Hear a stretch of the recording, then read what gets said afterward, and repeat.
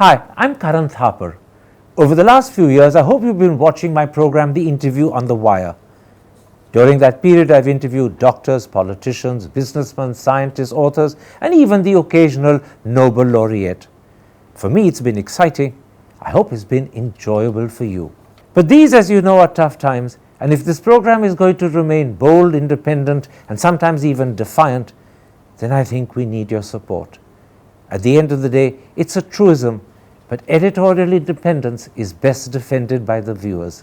So if you would like this program to remain the way it is, forthright, outspoken, and interesting, then would you consider supporting us? All you have to do is to click on the description at the bottom. But more than anything else, I hope you will continue to watch the interview. Your viewership means an awful lot to me.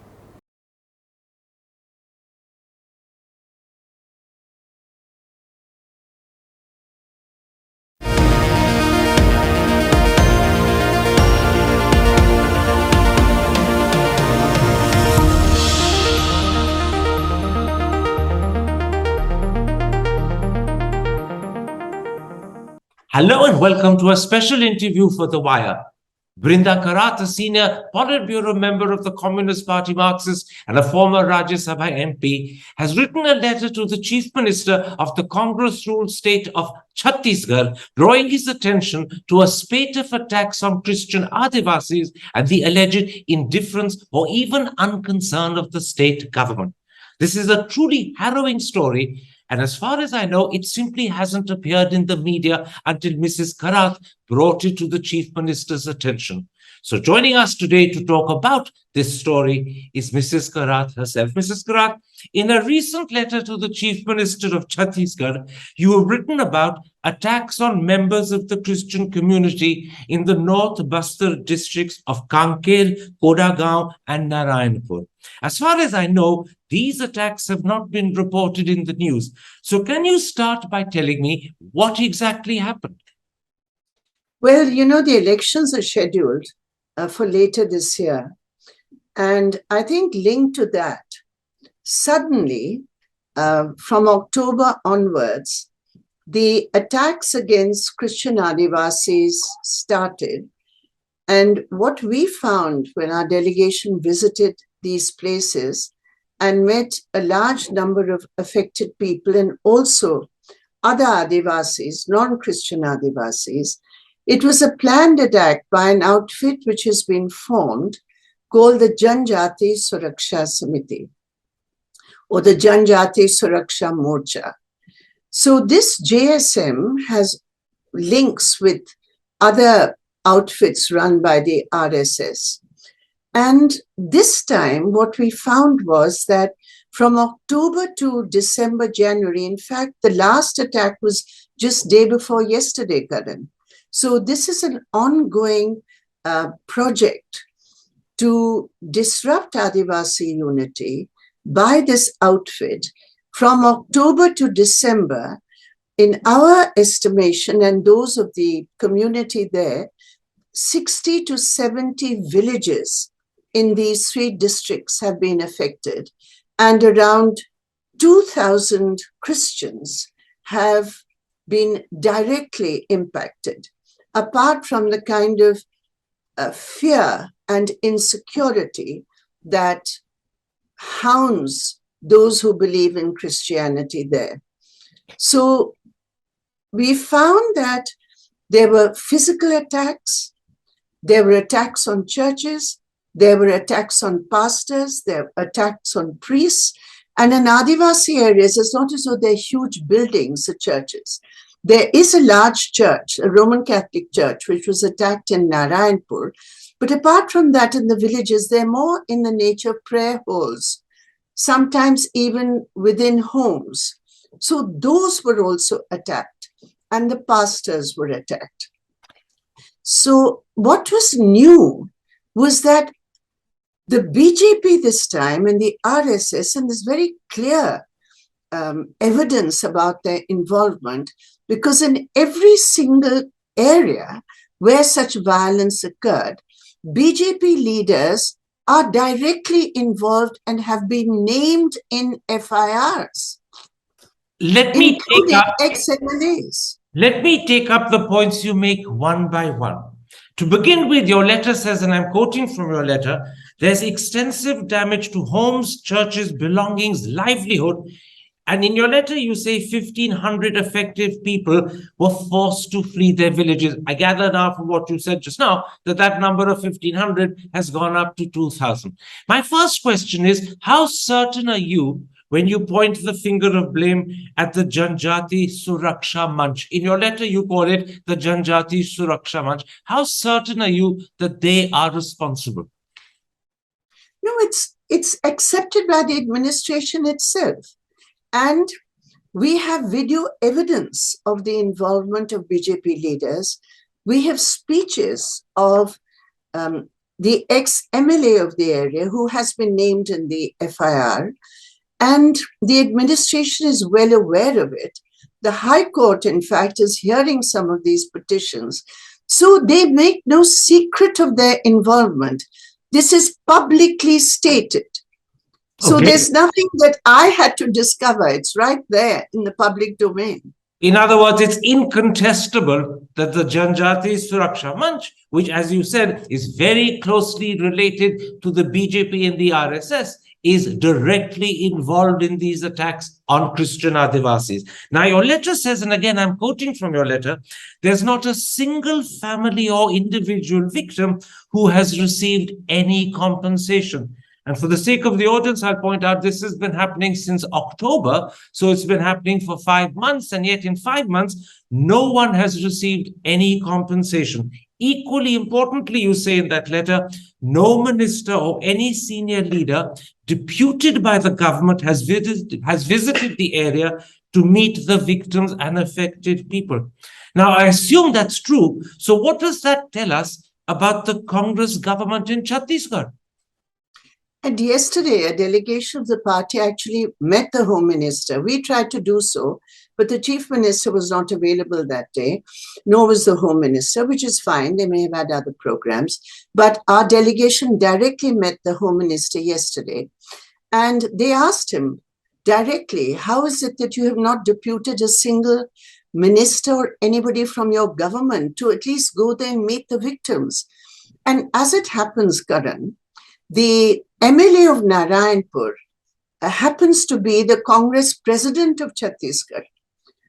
And he, when the victims went to him, he didn't go and meet a single victim in any of the relief camps, which his own administration had set up. So I think to understand this, we have to look at what the BJP is trying to do to understand how the Congress is reacting. For the earlier, the attacks were by the Bajrang Dal and the Vishwa Hindu Parishad. This time, they have mobilized their Adivasi base in these 3 districts and have mobilized it to appear as though they are Adivasis fighting Adivasis. So in that, there is a new strategy at work here, a cynical strategy, because you have Adivasis who have lived together for decades. There's never been a problem. Everybody said that. But then why is the Congress government standing by and not helping?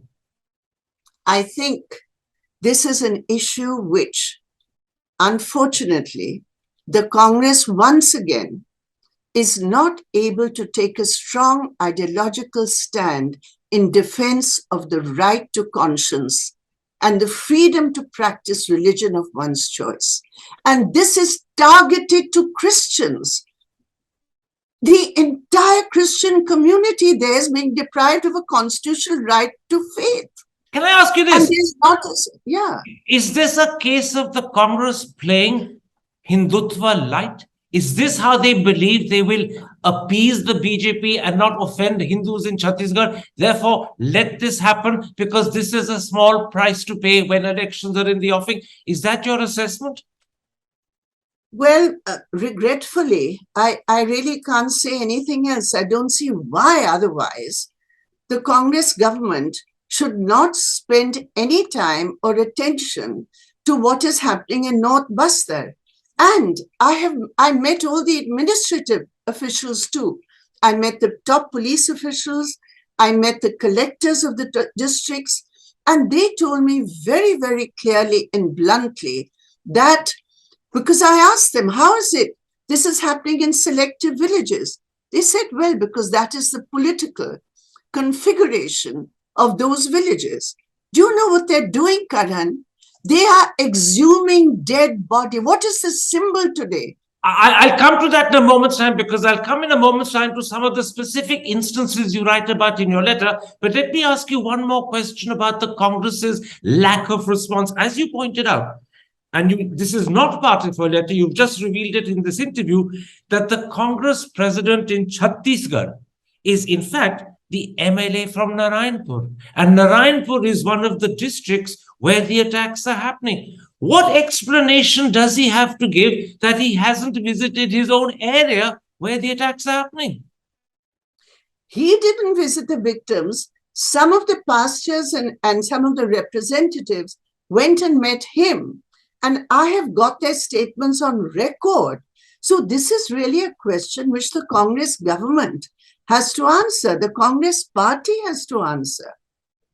Absolutely. But there's something yet more deeply concerning. It's not just that the Chhattisgarh government is deliberately and consciously turning a blind eye and allowing these attacks to continue. Even the MLA of the area concerned, who's the party president in the state, has failed to visit the area. But this is also a contradiction and an undermining of Rahul Gandhi's Bharat Jodo Yatra. The whole object of Bharat Jodo was to unite communities, to spread communal harmony, to ensure that there wasn't communal attacks. And yet, he takes great pride in his yatra. He spoke about it at great length in Parliament yesterday. And in his own state, this is what's happening. His own government is not intervening, and he seems to be unaware. Well, I don't know whether he's aware or not. I really can't answer that. But really, it is, to me, it is just so shocking and a matter of such deep regret that where the BJP and RSS are on the offensive, using new strategies to divide tribal communities, to divide Adivasi communities, a government which has the Congress in power is not intervening directly to give confidence and support to the constitutional right to practice a religion of one's choice. Have you taken this up? Have you taken this up directly with either Rahul Gandhi or Sonia Gandhi? No, not at all. That's not my job at all. Why should I do that? I have spoken to the administration, and I have spoken to, we have given the memorandum to the Chief Minister, and those are the authorities which are responsible. Okay. Let me now come to some of the specific instances, some of the specific examples of attacks that you mentioned in your letter. First of all, you say the 1,500 who were forced to flee their villages have been, in quotes, sent home. Your letter cites what happened in a village called Tembrugam. You write, and I'm quoting you, when the victims reached the village, they were met by a group with tilaks. They told the Christians that they could only enter their village if they applied the tilak as a symbol of their return to the Samaj. In your eyes, is this an attempt at forced reconversion? There's no doubt about it. It's nothing to do with Adivasi belief. This whole attempt by the RSS BJP to Hinduize Adivasi cultures, this is a direct reflection of it. Karan, I have met victims. This is the worst kind of untouchability which is unheard of in traditional Adivasi cultures. In fact, what they're doing is, in the process of Hinduization of Hindutvaization, I correct myself, it's Hindutvaization of Adivasi cultures. So when we ask the administration, when they say they are ghar vapasi, which ghar are they asking them to return to? What is the ghar they're asking them to return to? There was no answer. Because Absolutely. we've always lived together according to Adivasi cultures. Well, let's take up on that point about always living together, because that's another thing that you write about in your letter. Your letter highlights the discrimination Christian Adivasis are subjected to. You write, and I'm quoting you, there are numerous cases where Christian Adivasis are not allowed to touch the common water hand pumps, and if they do, those hand pumps are repeatedly washed to purify them. You say in some villages, shopkeepers have been threatened not to sell anything to Christian Adivasis. Elsewhere, you say there's a virtual ban on giving them work. How widespread is this discrimination? Well, as I said, this entire project of the Janjati Suraksha Manch, so far it is about 70 to 70 villages right now. And as I said, the kind of but since the administration is not intervening strongly enough, that gives impunity to those who are acting this way. And therefore, these practices definitely are spreading. Okay. And it's bound to happen. So, and we've never seen this kind of thing before in that area. That's what all the victims said. In your letter, you're particularly concerned about what's happening to women. You write, and I'm quoting you, many women have been brutally beaten. Your letter suggests that this has happened in at least 3 separate locations, villages such as Ramvand and Almer, and indeed several villages in the districts of Kodagaon and Narayanpur. Incidentally, Narayanpur keeps featuring, and this is underlining the fact that the MLA will not visit. Why are women being targeted? Why, and what is your explanation for picking on women in particular? Well, I think they believe that if they attack the women, and if women are scared, well, then the men will, under pressure, because obviously when the most vulnerable of your community are attacked, then they believe that that may lead to many of the families reconverting. So they're targeting women. And what I saw is women being the most vulnerable. This is a way of getting at the men behind them. Exactly. I mean, it's known that in every communal violence case, women are always seen as the representatives of the community. So you humiliate them, you abuse them, you beat them, and therefore the community itself is humiliated. So it's a kind of a patriarchal approach. But at the end of the day, it is the woman who becomes the main target. And the kind of statements I have, the testimonies I have from the women, and also video evidence of the terrible beating. I showed it to the collector, and he said, yes, we are aware of this. So I said, what are you doing about it? I must say, though, what was his answer? What was his answer?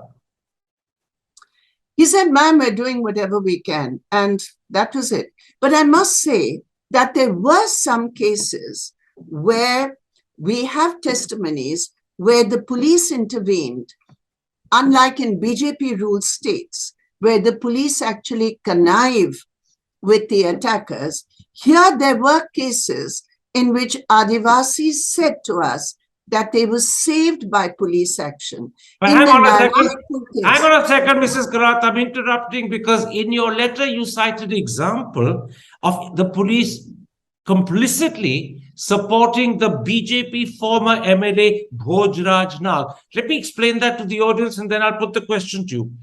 Apparently, this problem, you write in your letter, began in October when a Christian woman died of jaundice and was buried in her village with the consent of the village elders.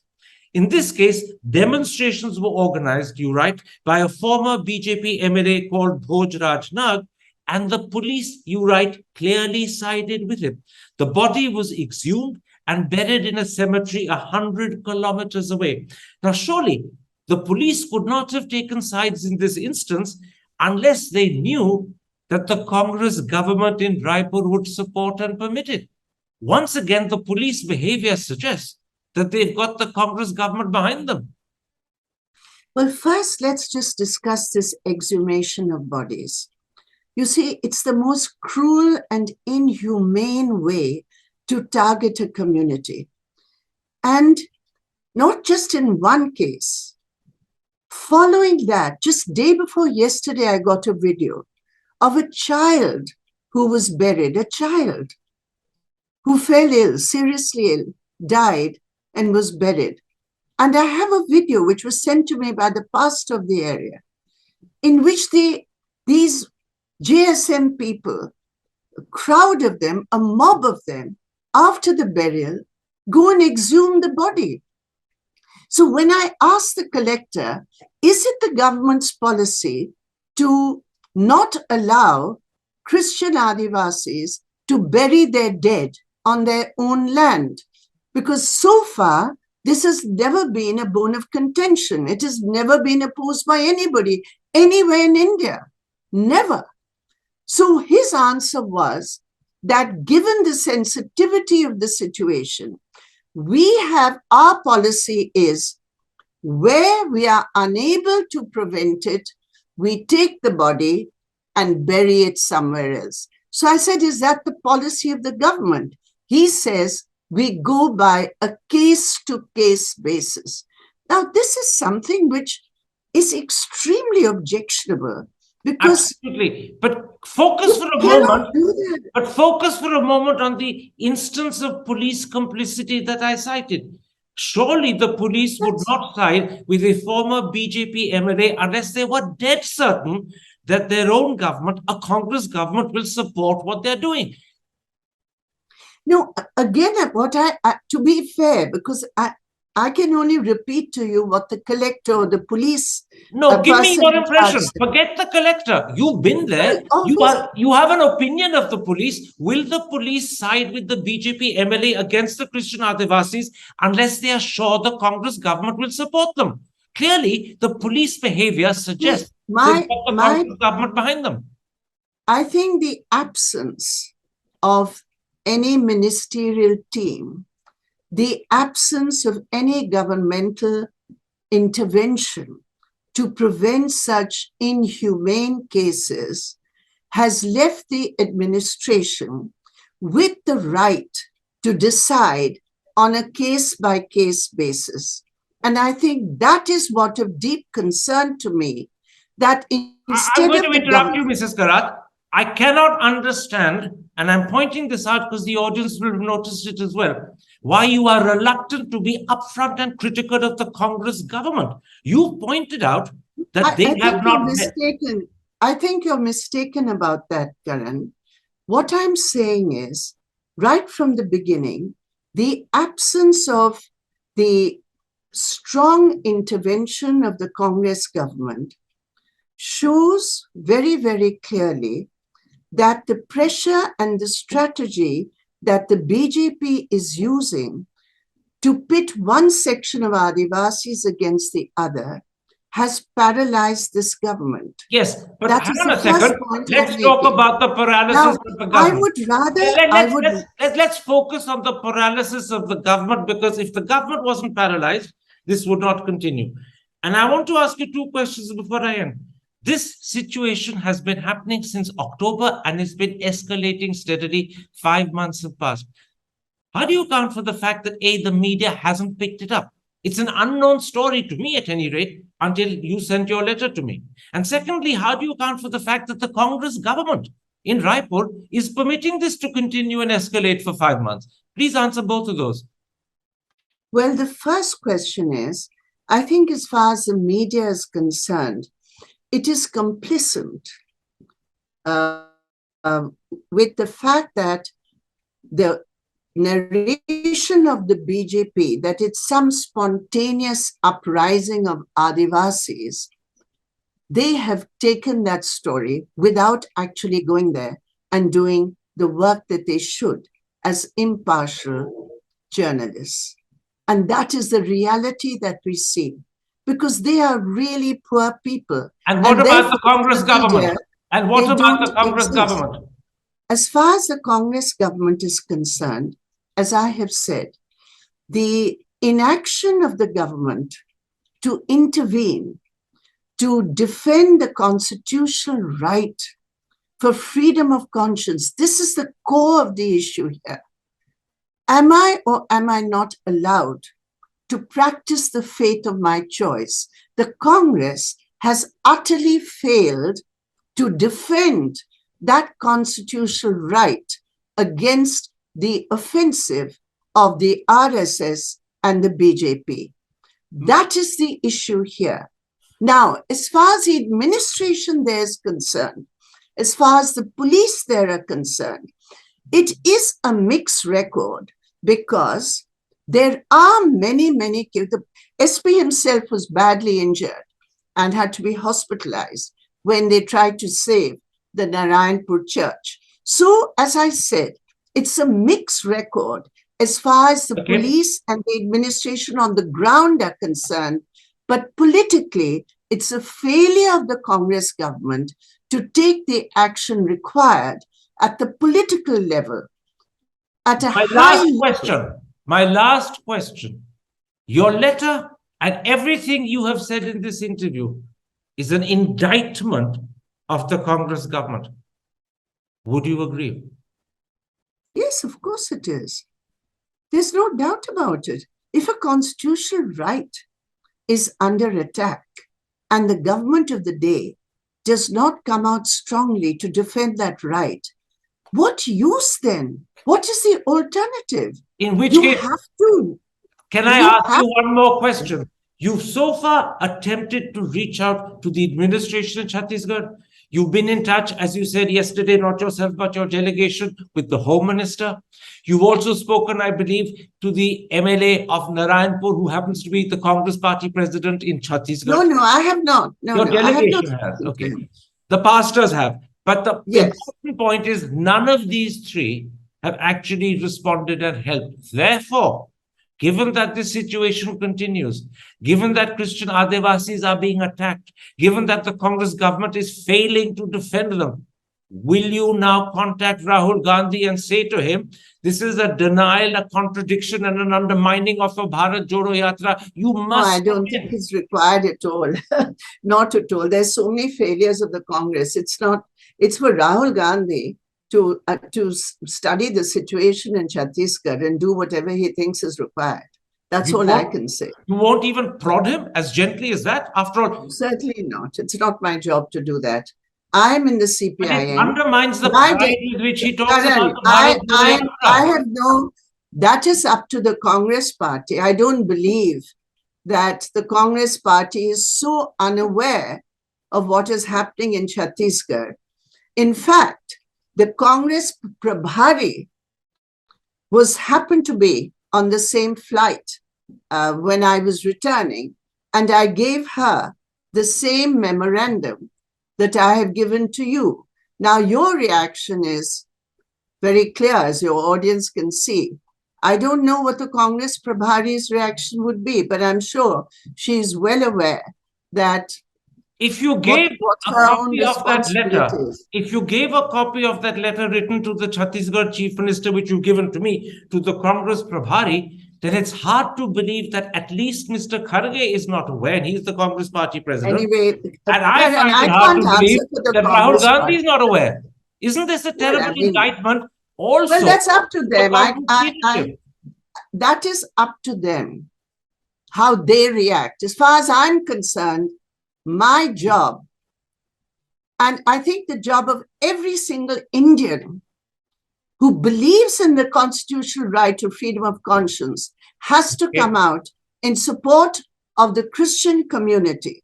And which is why I ask you again, why will you not take this up with Mr. Kharge and Rahul Gandhi? Why won't you take it up with them? Karan, please listen to me. That's your job. You do it as a journalist. Please make it public so they will all know about it.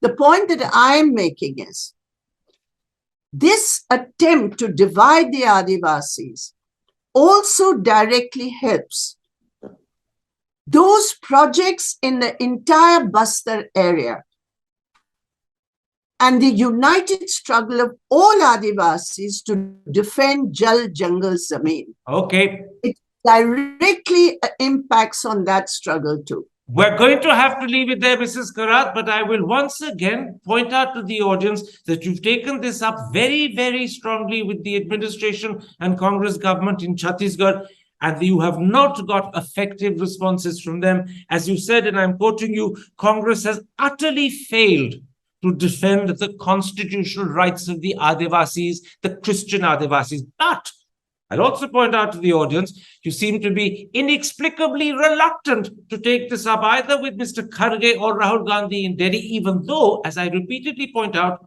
this is a contradiction and fundamental denial and undermining of the Bharat Jodo Yatra. But that's your prerogative. If you don't want to take it up with Delhi, that is your choice. I thank you for bringing this letter to my attention, and I thank you for making time to discuss this issue.